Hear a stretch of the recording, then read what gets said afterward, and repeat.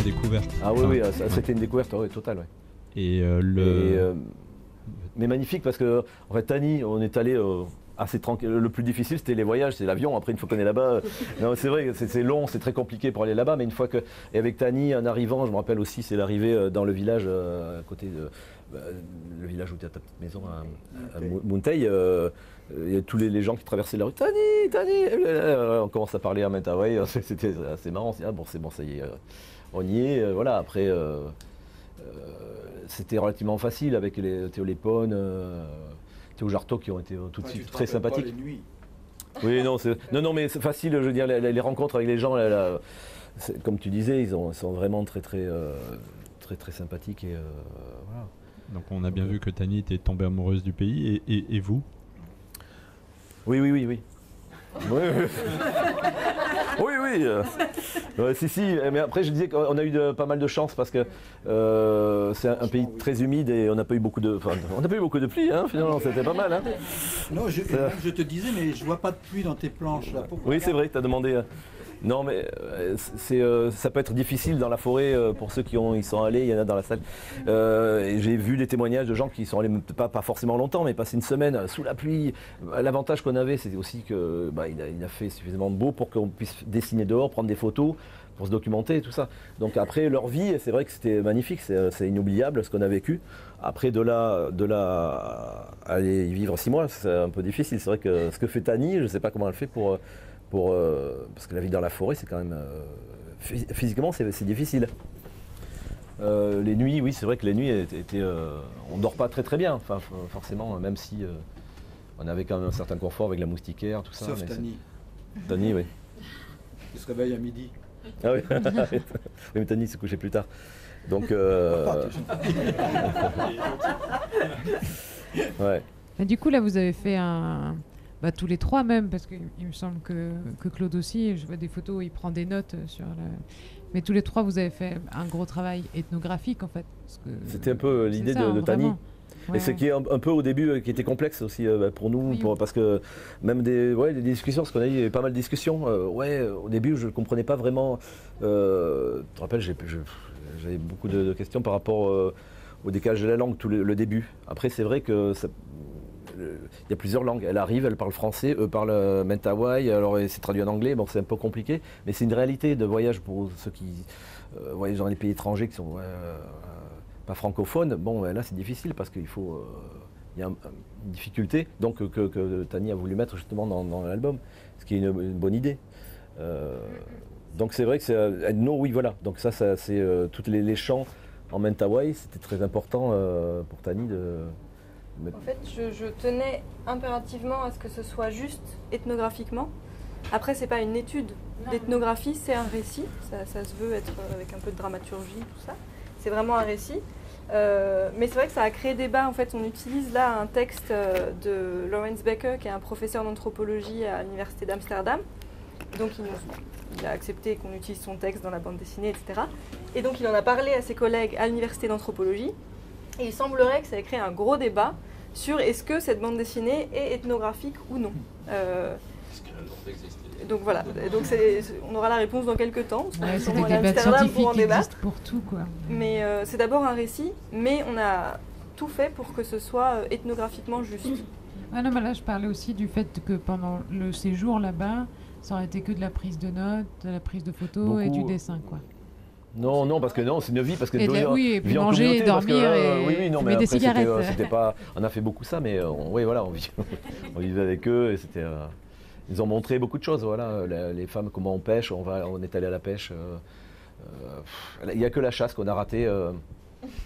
Mais bon, la chasse, c'est compliqué. À un moment, il y en a un qui est parti à la chasse, mais ils partent vers 3 h du matin. En forêt, sachant que la forêt, c'est des collines comme ça, abruptes, et puis dans la nuit. Donc après, ils ont des lampes, comment on appelle ça, des frontales pour chasser, pour se balader la nuit. Et donc là, on n'est pas parti, mais c'est vrai qu'ils partent il faut marcher Je crois qu'eux, ils mettent 2 heures. Parce que les singes, ils vont chasser le singe. Et les singes sont, comme il y a un village à côté, la maison, je pense qu'ils s'éloignent de plus en plus. Donc ils mettent 2 heures. Mais si on était parti avec eux, donc ils me disaient, ouais, avec vous, c'est 4 heures. Donc ils disaient, oh, les boulets. On a compris. Bon, et en plus, il a plu la nuit. On dit, oh, on ira une autre fois. Donc on n'est pas parti à la chasse. Mais c'est un regret. Mais bon, peut-être une fois si. Il n'y a pas de sentier. Mais ils n'étaient pas contre, justement, pour nous faire découvrir toute leur vie. Voilà, jusqu'à ça, il n'y a pas de sentier, non. C'est vrai que. Après, pour ceux qui ne sont pas. Voilà, les troncs d'arbres, voilà. Alors, comme c'est très humide et il y a beaucoup de boue, ils se déplacent sur des troncs d'arbres, ils coupent les sagoutiers. Alors, je sais pas, de tous les arbres. Enfin, je sais pas si c'est des sagoutiers, non, c'est des palmiers, voilà. Qui coupent et qui font des routes, des chemins comme ça pour marcher sur le. Donc, pieds nus, ils marchent super lestement et ils peuvent courir sur les troncs, un peu comme ça, glissant pour pas justement s'embourber. Après, ils ont aussi des bottes, c'est marrant parce qu'ils sont en pagne et tout ça, et puis ils peuvent avoir des bottes, des grandes bottes comme ça, en plastique. Mais voilà, donc on a quand même essayé de vivre au maximum leur vie, et ils ont fait découvrir, voilà, au maximum ce qu'ils pouvaient. C'est vrai que j'ai essayé de leur faire rencontrer donc, les personnages de la bande dessinée, faire voir les lieux, les activités aussi qui sont dans le récit. Mais on était dans la rencontre, quoi. On était aussi là pour être avec eux. Je pense qu'on s'est concentré sur ça. On a pris des photos évidemment, etc. Mais on s'est surtout concentré sur les relations humaines aussi. Et on a oui. Ah oui, on a chanté, passé les soirées parce que oui, évidemment. Très bien. Il y a des... Oui, c'était marrant. Ils s'en souviennent encore les Mentawai. Est-ce que chez les Mentawai, il y a aussi voilà, il joue de la guitare. Il y avait un comment il s'appelait qui jouait de la guitare et avec des chants. C'était vraiment super, très très sympa. Ça durait un moment. Est-ce que chez les Mentawai, il y a une culture du dessin? Mais il faudrait demander à Tani, moi je n'ai pas remarqué. Alors les enfants, je dessinais, donc j'avais amené des stylos, on avait amené des stylos, du papier, donc ils ont dessiné un petit peu avec moi. Mais les Mentawai à Manlepone, en fait ils font du dessin, c'est des silhouettes de singes, d'animaux qui vont chasser, mais j'ai pas vu il n'y a pas une culture du dessin. Après ils peuvent graver des choses sur les carquois, là, très stylisé. Oui, c'est très stylisé. Oui. Mais ils reprennent les tatouages. alors voilà, c'est à travers le tatouage, plus le dessin. Oui, là c'est sûr. Mais après dans voilà, c'est pas du dessin figuratif, mais c'est chouette d'ailleurs. Il y a quelques symboles aussi dans la Houma qui sont placés. Oui. Et, ils font de la sculpture un peu. Mais c'est surtout sous forme. Oui, ils sculptent des oiseaux, des oiseaux qu'ils attachent au plafond. Des grands oiseaux en bois. J'ai une question qui ne suit pas trop le cours de nos questions, je suis désolée, mais en fait, c'est une question que je me pose parce qu'en lisant la bande dessinée, et puis là, ça revient. Les enfants sont très très présents tout le temps. Non, sur le reportage, ça avait l'air d'être important. Enfin, à un moment, si c'est bien, s'ils peuvent ne pas être là parce qu'ils sont très intrusifs quand on doit interviewer ou des choses comme ça. Je le garde. En fait, chez Aman Nepon, ils sont combien? Ils sont 13, 14. Ah oui. Ouais. Ah, je vais dire 8. Donc, ouais. Ils sont nombreux. Et du Ils coup, sont pas toujours en même temps, mais. Ils se lèvent à 5h du matin. Enfin, ils sont 13, quoi. C'est des enfants et ils ont une liberté totale. Donc, ils passent leur journée à se taper, à jouer dans les flaques d'eau. Et quand ils sont là, oui, on ne peut pas les manquer. Il y en a toujours un en train de pleurer ou ils sont très libres quand même. Ils sont dehors aussi, dans la maison. Voilà, donc ils sont très nombreux et ils sont sympas. Ils font leurs trucs, leur d'enfants. C'était pas du tout. Et puis 7 chiens aussi. Des enfants. C'est vrai, ils ont plein de chiens. Ils ont beaucoup de chiens. Je sais pas, peut-être entre 5 et 7, il me semble, j'avais compté, qui dorment aussi au milieu de la Houma pour la chasse. Mais oui, chez Aman Nepon, c'est particulier. Enfin, là, ils étaient une période de l'album, et même encore aujourd'hui, enfin, ils étaient encore tout petits et tous à peu près du même âge. Donc forcément, ça fait une bande comme ça d'enfants. Et en fait aussi, les planches de la Houma ne sont pas cloutées. C'est fait exprès pour pouvoir, quand on tape comme ça fait 3 fois plus de bruit parce que les planches rebondissent. Et donc quand un enfant court comme ça dans la Houma, toute la Houma tremble avec. Donc forcément, même s'il n'y en a qu'un, en fait, D'ailleurs, on a failli, j'ai demandé son accord, il m'avait dit. On a failli perdre Claude dès le début du voyage. On était chez Cookie, qui est le personnage qu'on voit au début, le grand-père, voilà, de Jarteau. Et en fait, sa maison est assez ancienne. Donc, il était sur les planches, c'est des planches ajourées, de l'entrée. Alors, on partait, c'était au bout d'une semaine, on partait de chez eux. On avait des sacs assez lourds, donc quelqu'un qui pose le sac sur le dos de Claude, et puis tout d'un coup, on voit Claude passer à travers dans la maison de pilotis, dessous il y avait les cochons. Et non, on a eu peur, et maintenant on peut rigoler, mais c'est vrai qu'il aurait pu se faire vraiment s'ouvrir, parce que c'est des planches larges comme ça, il aurait pu vraiment faire très mal, se casser quelque chose, et là, ça aurait été plus compliqué. Donc bon, finalement, il a fini avec plein d'hématomes, mais il a continué son voyage sans rien dire, et il a été très courageux. Mais c'est vrai qu'après, les maisons, cette scène-là, c'était, je m'en rappellerai toujours. J'aurais aimé la dessiner dans l'album, mais... Oui, d'ailleurs, moi j'ai une question pour l'éditeur. On voyage beaucoup comme ça on voyage pour tous les albums comme ça? Non. Pardon. Je tiens à signaler qu'il s'est offert son voyage, il a payé son voyage lui par contre, il n'a pas profité du projet pour que ce soit clair. Non, c'est extrêmement rare, ça m'est arrivé, mais là c'est une occasion unique. Et puis Tani a su me convaincre, Tani, et Jean-Denis d'ailleurs. Hein, et non, c'est pas possible. Hein, voilà, en France, oui, ça peut m'arriver, mais oui. Pas si loin. Non, je sais plus ce que je voulais dire tout à l'heure, donc ça n'a pas d'importance. Hein, voilà. Je vous laisse poursuivre. En parlant de poursuivre, est-ce que vous avez des projets ensemble et sinon, quels sont vos prochaines œuvres ou actions? Plus jamais, moi je travaille plus avec Jean. Non, c'était... Non.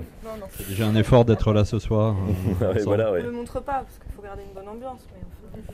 Non, mais après là, moi j'ai commencé sur notre projet.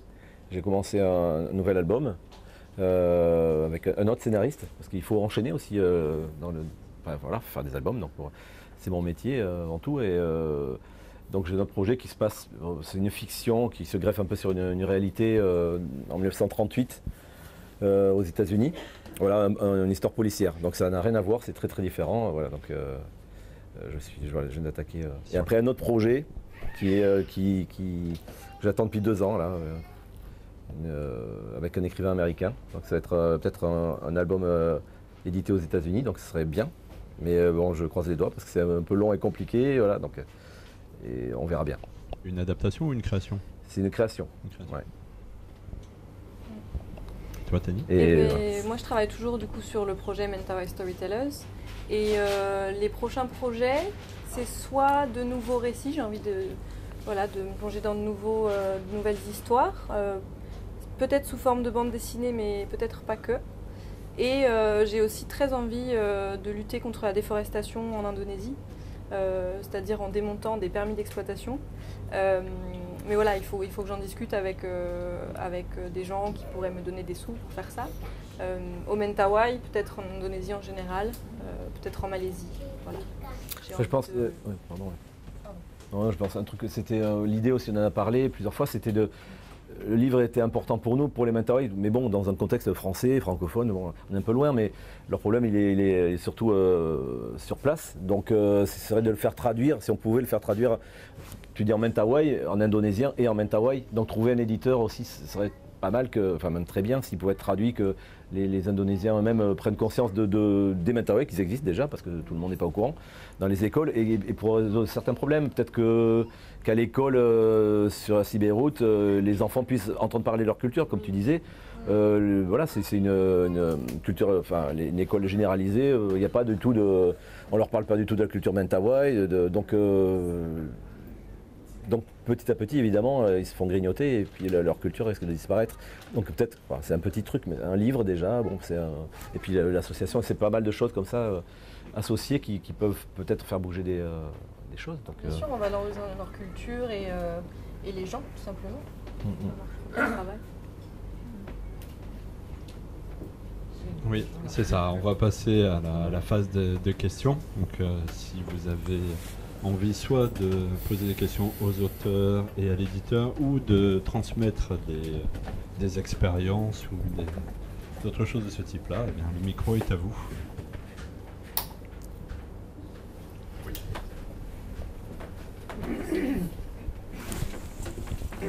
Je ne sais pas si j'ai bien tout noté, mais vous parliez jusqu'aux années 90 d'une persécution assez importante et après d'un relâchement. et d'un retour vers leur environnement naturel. Est-ce que l'environnement naturel avait beaucoup changé entre ces années-là? Enfin, pendant ces années-là, comment ça s'est passé? Et puis maintenant, comment ça se passe par rapport à l'environnement naturel? Est-ce qu'il y a toujours une dégradation? Et est-ce qu'ils vont arriver à finalement garder l'environnement qui leur permet une vie particulière? Sinon, j'imagine que c'est pas possible. Alors vis-à-vis de la persécution, en fait, la dictature s'est arrêtée au début des années 90, mais déjà la persécution était vraiment relâchée, justement grâce au tourisme et parce que le dictateur n'était pas très en forme aussi non plus, et pas... Voilà. Et donc déjà dans la fin des années 80, les Mentawai ont vraiment été beaucoup plus libres avant la fin de la dictature de retourner vers leurs traditions, et effectivement l'environnement était encore très préservé. Aujourd'hui, il est bien plus menacé. Évidemment, il y a toujours on pense tout de suite à l'huile de palme, etc. Il y a eu des volontés d'acheter du terrain pour des plantations d'huile de palme. C'est pas du tout encore arrivé à Sibéroute. Ça a été bien protégé jusqu'ici, d'autant qu'il y a une partie de Sibéroute qui est classée patrimoine mondial de l'UNESCO. Mais aujourd'hui, les plus grandes menaces, c'est d'abord une route, la construction d'une route qui passe en plein milieu de l'île, qui va jusqu'au village de Matotonan, donc en amont de la rivière Rereket, et peut-être même qui irait jusqu'à la vallée des Sakudai de l'autre côté. Donc ça, il faut savoir que les routes, c'est la première cause de déforestation au monde, donc c'est un énorme problème, et on voit aujourd'hui l'émergence de projets qui sont en fait des projets qui visent à détourner la nouvelle interdiction dans le pays qui est en fait, déforester est devenu interdit en Indonésie. Mais donc on trouve plein d'excuses, plein d'autres projets pour continuer à déforester, vendre le bois et faire autre chose. Donc par exemple, il y avait autour de la route, la nouvelle route qui est en train de se construire, un projet de plantation de rizières. Alors on a dit qu'on allait faire des rizières pour rendre autonomes les Mentawai qui commencent à acheter du riz sur la côte. Donc on a tout coupé et les rizières n'ont jamais été plantées. Mais déjà de base, les rizières en soi c'était une mauvaise idée, mais il y a même pire parce qu'il y a même des projets qui se vendent comme écolos, qui le sont absolument pas. Par exemple, une entreprise qui s'est installée dans le village de Rokdok, qui prétend fournir aux Mentawai de l'électricité verte parce que faite à base de bambou qui est brûlé, donc ça crée de l'énergie, sauf qu'il faut planter le bambou. Et pour le planter, il faut couper la forêt, il faut couper la forêt. Et je crois que, les chiffres qu'on m'a donnés, il faudrait enquêter un peu plus, mais les chiffres qu'on m'a donnés, c'est 1 tonne de bambou par jour pour fournir l'électricité. Alors qu'en plus, oui, les Mentawai, ils ont envie d'avoir l'électricité, évidemment, mais ils ont toujours vécu jusqu'ici sans ce besoin-là. Et donc, ils créent un nouveau besoin en détruisant la forêt. Et ils prétendent faire de l'écologie. Et eux, ils ne sont pas dupes de ce genre de choses? Les Mentawai, non, mais j'ai rencontré donc des Indonésiens qui venaient travailler et qui étaient extrêmement heureux d'enfin apporter la modernité à ces pauvres gens isolés qui n'ont même pas accès à l'électricité, à l'eau potable, blablabla. Et eux sont complètement dupes de l'idéologie, voilà, de se dire on va apporter l'électricité, le progrès, et qui ne voient pas qui voient même pas la déforestation comme un problème. Enfin, voilà. Mais les Mentawai, non, ne sont pas dupes du tout, évidemment. Enfin, ceux-là. Parce qu'après, il n'y a pas, Ceux-là. s'il n'y a pas d'unité. Oui. S'il n'y a pas d'unité, comme tu le disais sur l'île de Sibéroute, il y a plusieurs clans, donc il y a sûrement aussi plusieurs opinions. Bien sûr. Parce que même là, dans la bande dessinée, il y a un des Sikerei qui ne respectent pas forcément ce que les autres n'auraient pas fait. Enfin, donc il y a aussi des personnalités différentes. Du coup, en effet, ça veut dire que Tao... Aman Lepon, je suis désolée. Oui. Je vais pas réussir. Aman Lepon a cette vision-là, mais peut-être pas le clan voisin, quoi. Alors, quand je dis ils ne sont pas dupes, en général, ils savent très bien qu'on détruit leur forêt. Sans dire qu'ils sont dupes, c'est qu'ils sont peut-être volontaires à ça aussi, c'est pour la Mais modernité. certains veulent de la route, par exemple. Certains se disent, bah oui, effectivement, ils nous disent qu'on va avoir un meilleur accès à l'hôpital, et effectivement, en 2 heures de scooter, on va à l'hôpital. Donc non, il y en a qui veulent ça, voilà, parce que sinon c'est 8 heures de pirogue, donc quand tu es vraiment malade, c'est une urgence. c'est plus pratique. Donc non, chacun a des opinions différentes, évidemment. Et il y a une représentation, alors si ce n'est politique, mais tout au moins une voix qui va défendre ces populations-là. Enfin, il y a une...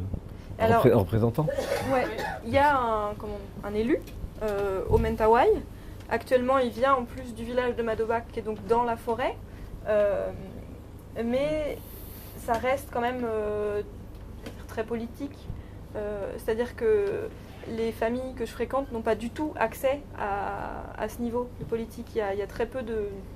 Il y a très peu de liens, très peu de liens. Il y a une association de défense des droits des Mentawai et justement ceux qui luttent contre les permis d'exploitation, etc. Mais ils ne sont même pas sur Sibérut, ils sont à Tuapejat, donc la capitale des Mentawai, administrative des Mentawai. Et la plupart des gens, des Mentawai que moi je fréquente à Sibérut, n'ont jamais entendu parler de leur assaut. Donc c'est quand même très compliqué de faire lien pour l'instant avec ceux qui ont le pouvoir de changer les choses. Et il y a une corruption quand même assez importante en Indonésie et une idéologie du progrès qui est quand même très très présente là-bas. Nous on parle d'écologie, voilà, on est déjà dans toutes ces théories-là vis-à-vis aussi de l'effondrement, etc. Et eux sont pas du tout dans ça pour l'instant. Est-ce qu'on ressent le réchauffement? Est-ce qu'on ressent le réchauffement là-bas? Disons que la saison des pluies est perturbée, clairement. Le niveau de l'eau monte aussi. Moi, sur 8 ans, j'ai vu une île en face d'une plage disparaître et la plage maintenant même disparaître, alors qu'avant, on faisait du scooter sur la plage. Maintenant, elle n'existe plus, cette plage. Mais en termes de réchauffement pur, pas tout à fait. Pas tout à fait, mais voilà, la pluie est perturbée, ça c'est clair. Oui, c'est un dérèglement. Dérèglement climatique, oui, on le ressent.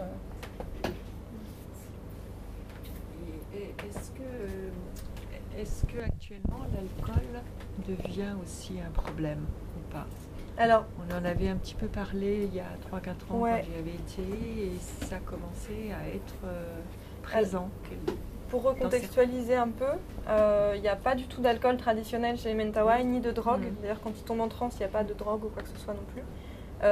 Sur la côte, maintenant, on vend des bières et de l'arak, qui est de la bière, de l'alcool de noix de coco.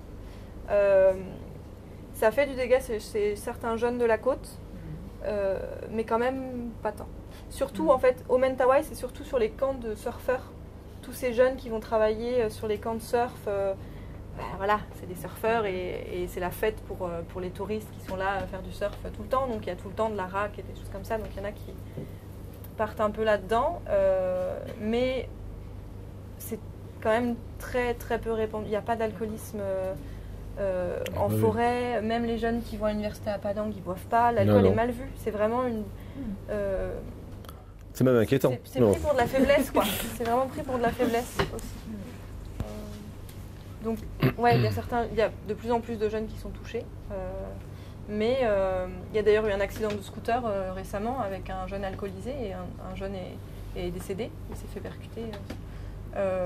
Mais c'est encore quand même à la marge. Contrairement au tabac. Oui, par contre... par contre, ouais, là, ça, ils fument énormément de cigarettes. Voilà, et hommes et femmes, tout le monde fume. Le sucre aussi, j'ai trouvé aussi que c'était important. J'ai pas fait attention. Je sais pas si enfin, on nous demandait du sucre. Ah oui. Tout le temps. Oui. En fait, c'est vrai que quand ils peuvent en profiter, ils en profitent et ils mettent 2 cuillères ou 3 cuillères de sucre dans chaque café, quoi. Moi, il y a eu des périodes où j'ai acheté 1 kilo de sucre par jour. C'est ça, ouais. Parce que ils sont trop contents d'avoir du sucre, quoi. Oui. L'avantage, c'est que comme ils n'ont pas d'argent, ils ne peuvent pas s'en acheter tous les jours. Pour l'instant, ça va.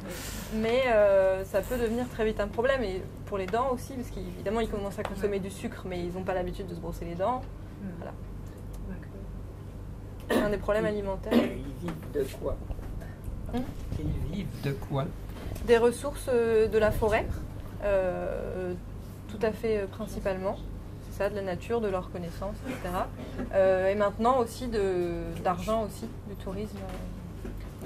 pour l'argent, c'est surtout le tourisme et puis ceux qui vont faire un petit peu de commerce. Ou alors ceux qui travaillent aussi à... Maintenant, notre petit job, ça va être aider à construire une maison, des choses comme ça. Ou vendre des bananes, des choses comme ça. Et ça va poser un problème, l'argent, la venue de l'argent. Parce Oui. qu'il y en a qui en gagnent et puis il y en a qui n'ont rien.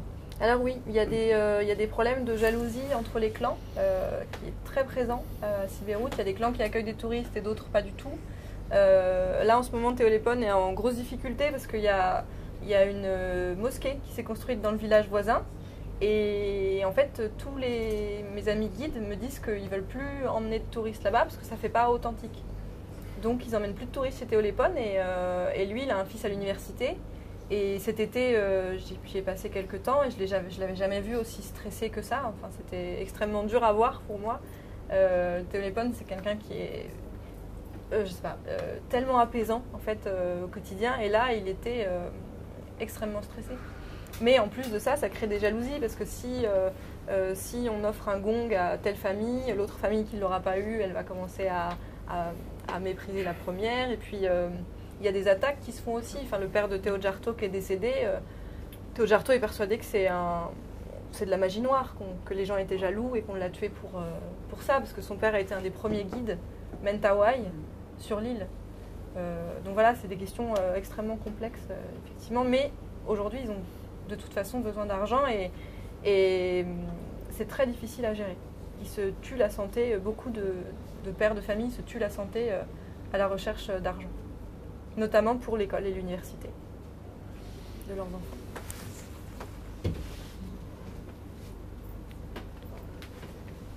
Est-ce qu'il y a une dernière question éventuellement? Non? Et dans ces cas-là, on va clore cette très belle rencontre autour d'un très bel album. Album que vous allez, voilà, l'album Mentawai, édition Futuropolis. Et pour ceux qui veulent le découvrir, eh bien, ce sera au rez-de-chaussée que vous pourrez feuilleter et plus cet album. Merci Tani, merci Jean-Denis. Merci à vous. Merci Claude. Merci.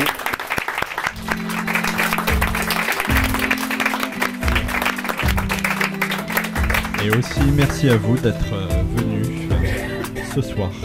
Merci.